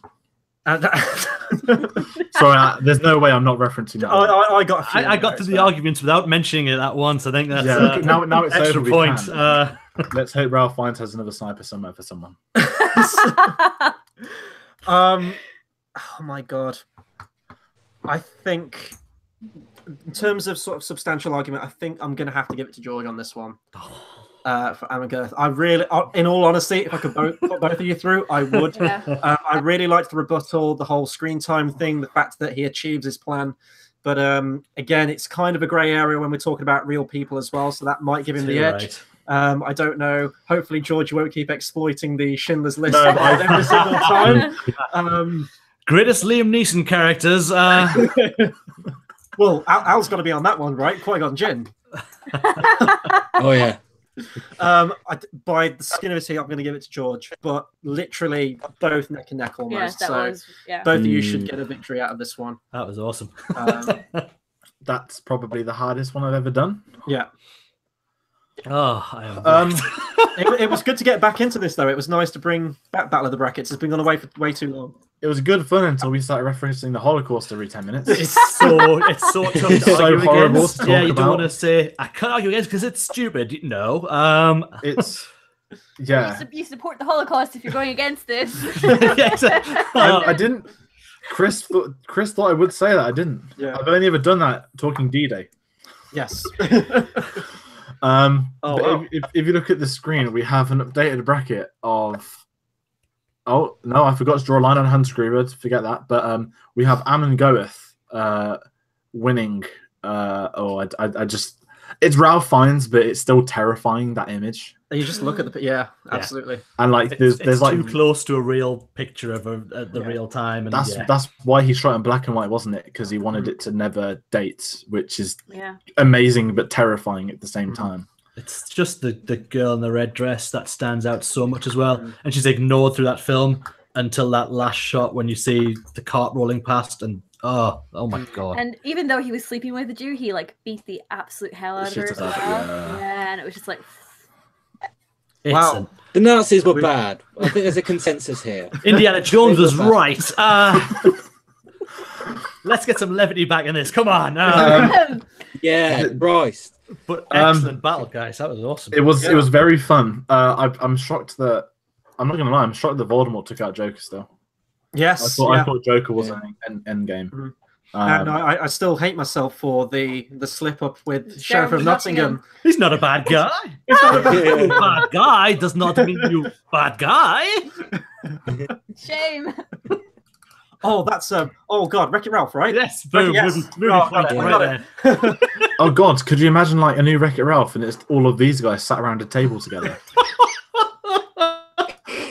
Wow. Kevin Spacey's face all pixelated out there.